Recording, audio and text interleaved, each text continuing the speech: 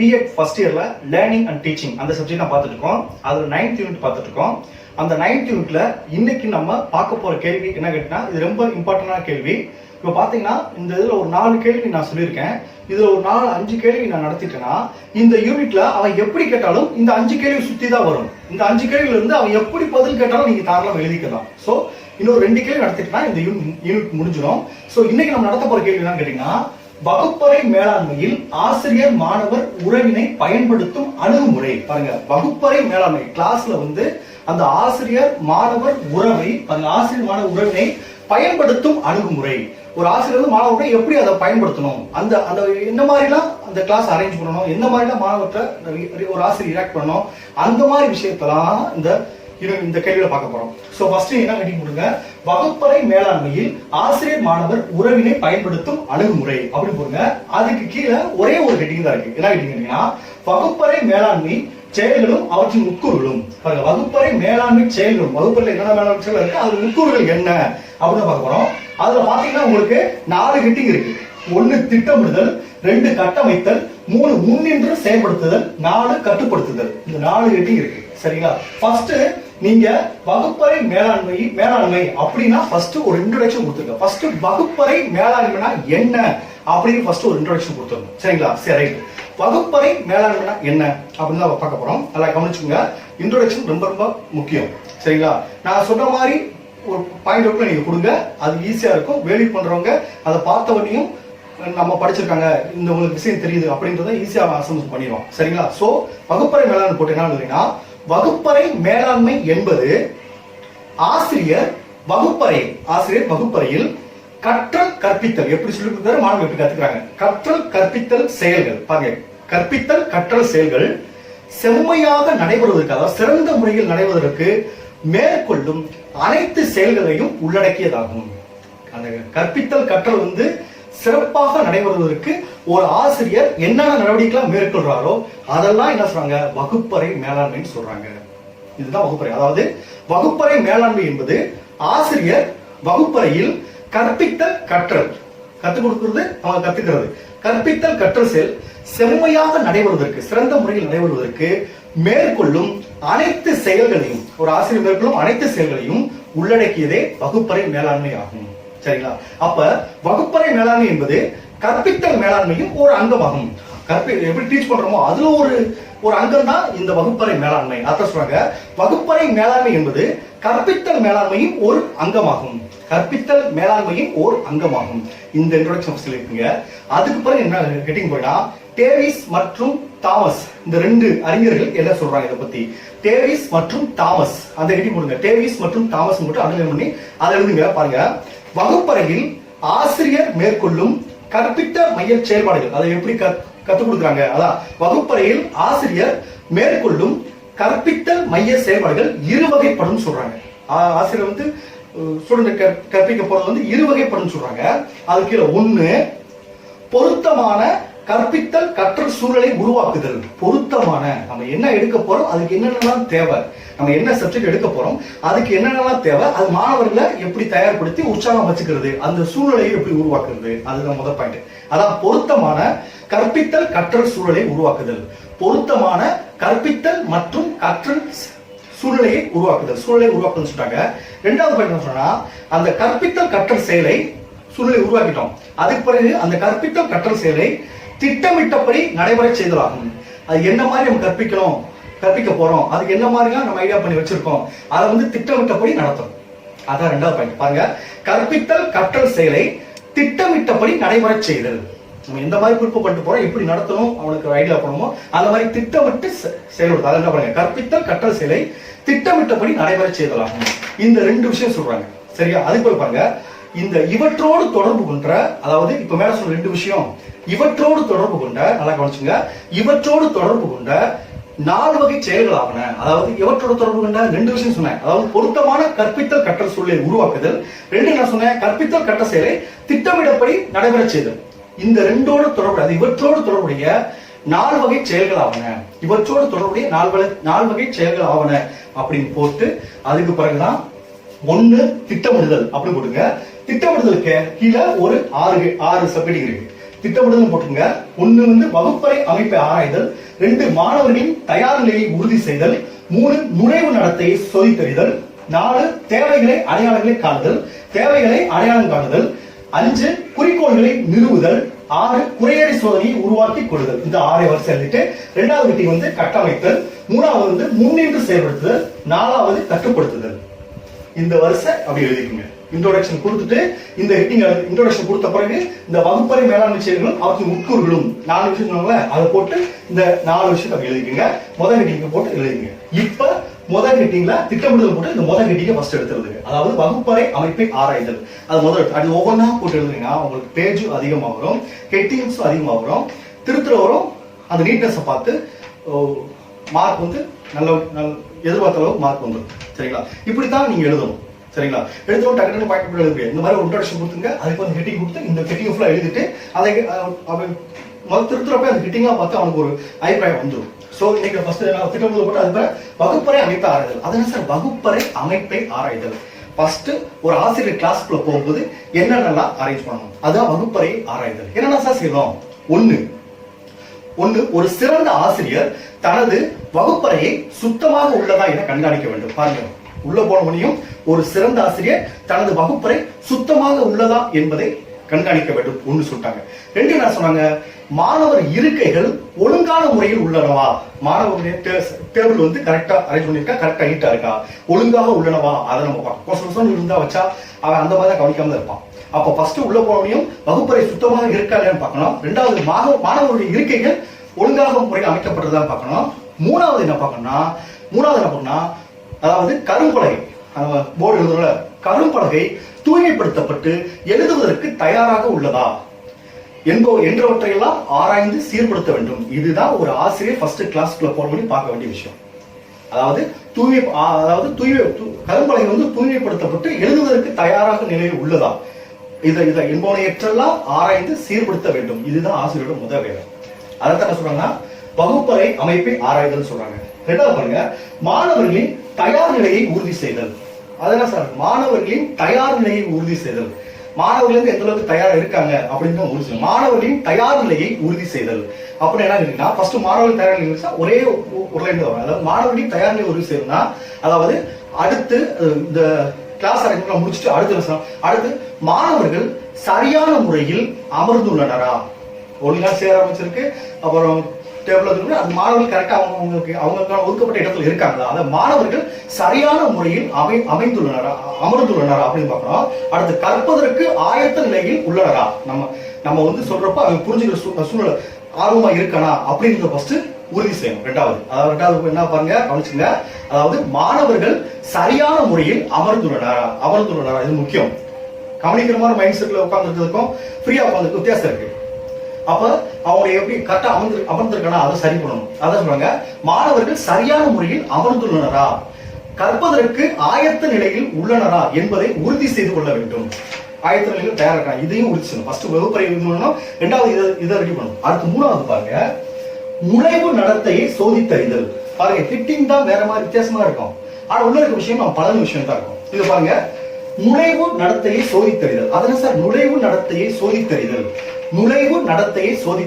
அப்படின்னா என்னன்னாக்கா, அது கீழே முதல் விஷயம் என்ன சொல்றாங்கன்னா, வகுப்பறையில் பல சூழ்நிலையில் இருந்து வந்துள்ள மாணவர்கள் இருப்பார்கள். வீட்டுல ஏதாவது ப்ராப்ளமா இருக்கும், ரொம்ப கஷ்டமா இருக்கும், வறுமையில இருக்கும், ஏதாவது ஒரு ப்ராப்ளம், பல சூழ்நிலைகள் இருந்து வகுப்புக்கு வந்திருப்பாங்க. இது முதல் விஷயம். அதான் சொன்னாங்க வகுப்பறையில் பல சூழ்நிலைகளில் இருந்து வந்துள்ள மாணவர்கள் இருப்பார்கள். 1. 2வது அவர்களில் பாருங்க அவர்களது பின்னணி, அதாவது அவங்களுடைய பேக்ரவுண்ட், அவங்களுடைய பின்னணி, கற்கும் திறன், நுண்ணறிவு ஆகியவை வேறுபட்டு காணப்படும். எல்லா மாணவரும் சிறந்து கத்துக்க முடியாது, எல்லா மாணவரும் அறிவுள்ளவா இருக்க முடியாது. அதான் அவர்களது பின்னணி, கற்கும் திறன், நுண்ணறிவு ஆகியவை வேறுபட்டு காணப்படும். வசதியான வீட்டுல இருந்து வருவான், வறுமையான வீட்டுல இருந்து வருவான், நிறைய கூட பிறந்தவங்க நிறைய வருவான், பிரச்சனைகள் நிறைய வருவான். அதாங்க அவர்களது பின்னணி, கற்கும் திறன், நுண்ணறிவு ஆகியவை வேறுபட்டு காணப்படும் அப்படின்னு சொல்றாங்க. 3வது சொல்றாங்க அவர்களது ஆர்வங்கள், நாட்டங்கள் ஒன்று போல் இருக்காது. எல்லாரும் கத்துக்கிட்ட ஆர்வமா இருக்காது, எல்லாத்துக்கும் நாட்டங்கள் விருப்பங்கள் இருக்காது.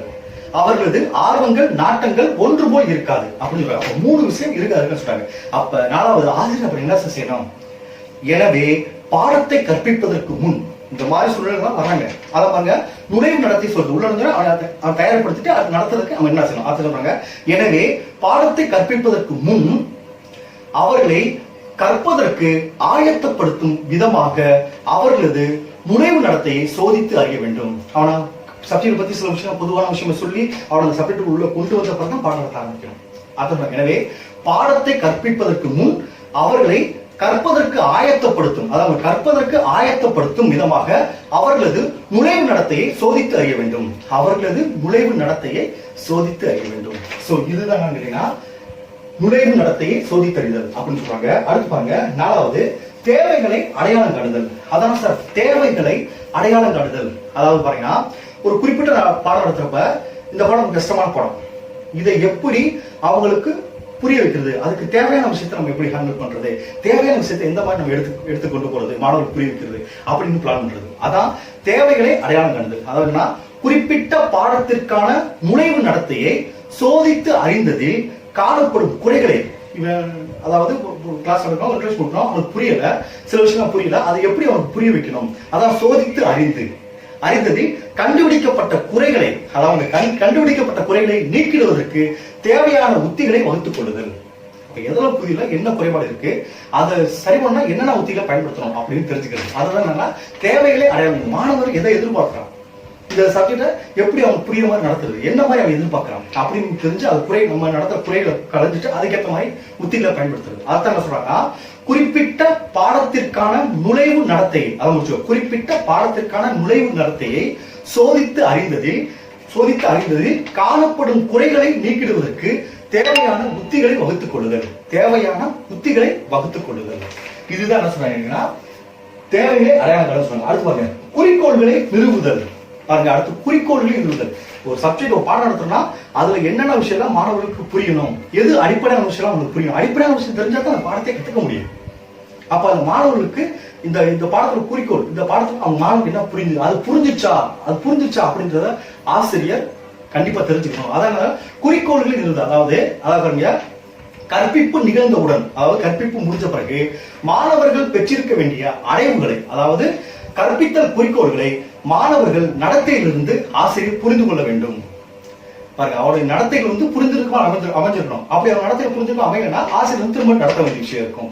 அதான் சொல்றாங்க. ஆரம்பிச்சுங்க, கற்பிப்பு நிகழ்ந்தவுடன், பாடம் நடத்தி முடிச்ச பிறகு மாணவர் பெற்றிருக்க வேண்டிய அடைவுகளை, அதாவது நம்ம என்ன சொல்லி கொடுத்தோம், அவன் என்னெல்லாம் கத்திருக்கணும், ஆக்சுவலா அதெல்லாம் கத்துக்கிட்டானா, அதாவது கற்பித்தல் குறிக்கோள்களை மாணவரது நடத்தை மூலம் கண்டறிந்தல் வேண்டும். அது நடத்தை மூலம் அது அமைந்திருத்தல் வேண்டும். ஒரு சம்மு நடத்துறோம், அவனுக்கு புரிஞ்சிச்சா, ஒரு எடுத்துக்காட்டு கொடுத்தோம், அவன் செஞ்சுட்டு வந்துட்டானா ரைட்டு, நம்ம நடத்த புரிஞ்சிச்சு, அதான் அவன் நடத்தை மூலம் அந்த நடத்தை அமைந்திருக்கணும்னு சொல்றாங்க.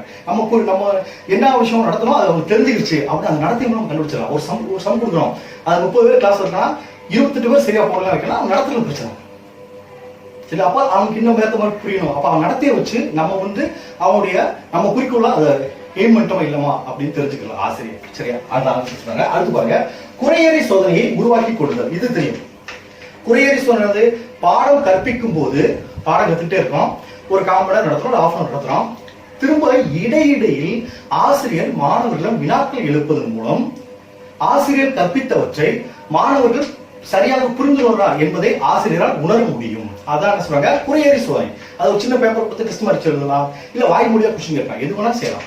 அதான் பாடம் கற்பிக்கும் பொழுது ஆசிரியர் இடையிடையே தான் நடத்தியவற்றிலிருந்து வினாக்கள் கேட்கும் போது மாணவர்கள் பதிலளிக்கிறார்களா இல்லையா என்பதை யூகித்து அவர்கள் சரியாக புரிந்து கொள்கிறாரா இல்லையா என்பதை ஆசிரியர் உணர முடியும் அப்படின்னு சொல்றாங்க. சோ இதுதான் என்ன கேட்டீங்கன்னா திட்டமிடுதல் இந்த 6 வகை. சரிங்களா, அடுத்த ஹெட்டிங் நான் கொடுங்க, கட்டமைத்தல். அதாவது ஃபர்ஸ்ட் இத பத்தி இன்ட்ரோடக்ஷன் விட்டு இந்த ஹெட்டிங் விட்டு திட்டமிடுதல் பத்தி ஃபுல்லா எழுதிட்டோம். அடுத்து என்னது கட்டமைத்தல். அதான சார் கட்டமைத்தல். இது வரைக்கும் வகுப்பறை பத்தி ஆசிரியர் அது கட்டமைத்தல் சார். அதாவது வகுப்பறையில் குறிப்பிட்ட பாடத்தை கற்பிப்பதற்கான சாதனங்களை சேகரித்து முறைப்படி அமைத்தல். அதாவது நல்லா கவனிச்சுங்க, கட்டமைத்தல்னா ஒரு பாடம் எடுக்க போறோம், அந்த பாடத்துக்கு என்ன மாதிரி விஷயம் எல்லாம் தேவை. உதாரணத்துக்கு மேக்ஸ் எடுக்க போனா இந்த வட்டம் சதுரம் அதெல்லாம் அதெல்லாம் ஸ்டூடெண்ட் விசுவலா காட்டணும்னா என்னென்ன தேவையெல்லாம் இருக்கு அதெல்லாம் எடுத்து வச்சுக்கலாம். இல்ல ஒரு சம் போட போனா அந்த படிவத்தை வீடியோவா ஆடியோ வீடியோவா காட்டினா அதை பேசுற மாதிரி காட்டினா வச்சா ஸ்டூடெண்ட்க்கு அப்சர்வ் பண்ண முடியுமா? அந்த மாதிரி தேவையான சாதனங்களை ஃபர்ஸ்ட் தயார்படுத்தி வச்சுக்கணும். அதை கட்டமைத்தல் சொல்றாங்க. நம்ம என்ன பாடம் எடுக்க போறோம், அதுக்கு தேவையான என்ன விஷயம் அப்படின்னு ஆசிரியர் கட்டமைத்து வச்சுக்கணும். அப்படி அதை கட்டமைத்து சொல்றாங்க. அதாவது வகுப்பறையில் குறிப்பிட்ட பாடத்தை கற்பிப்பதற்கான, என்ன பாடத்தை கற்பிக்க போறோம், குறிப்பிட்ட பாடத்தை கற்பிப்பதற்கான சாதனங்களை சேகரித்து முறைப்படி அமைத்தல். அந்த சாதனங்களை சேகரித்து முறைப்படி அமைத்தல். சேகரித்து வச்சுட்டோம், முறைப்படி அமைத்தல். ரெண்டாவது என்ன செய்யணும், அந்த சாதனங்களை எப்பப்ப எந்தெந்த சாதனத்தை ஃபர்ஸ்ட் காட்டணும், எந்தெந்த சாதனத்தை ஃபர்ஸ்ட் காட்டணும் அப்படின்ற விஷயம் உங்களுக்கு தெரிஞ்சுக்கணும். இது நீங்க ஏதாவது எடுத்துக்காட்டு சொல்லி கூட நீங்க எழுதிக்கலாம். உங்களுக்கு பேஜ் வேணும்னா இது ஒவ்வொன்றுக்கும் எடுத்துக்காட்டு சொல்லி நீங்க அழகா எழுதிக்கலாம். சரிங்களா? அதை ஒண்ணுனால வகுப்பறையில் ஒரு குறிப்பிட்ட பாடத்தை கற்பிப்பதற்கான சாதனங்களை சேகரித்து முறைப்படி அமைத்தல் சொன்னாங்க. ரெண்டாவது பாயிண்ட் சொன்னா கற்பித்தல் செயல்களை வரிசை கிரகமாக, அதான் சொல்ல எது நமக்கு தேவையோ அது வரிசை கிரகமாக அமைத்துக் கொள்ளுதல் ஆகியவை இப்படிநிலையில் இடம்பெறுகிறது. அதான் கட்டமைத்தல். அதாவது பாடங்களுக்கு போகும்போது என்னென்ன தேவை அப்படின்ட்டு தயார்படுத்தி வச்சுக்கணும்.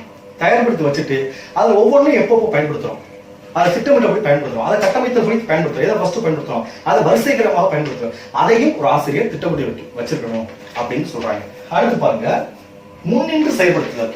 அதான் சார் முன்னின்று செயல்படுத்துதல்.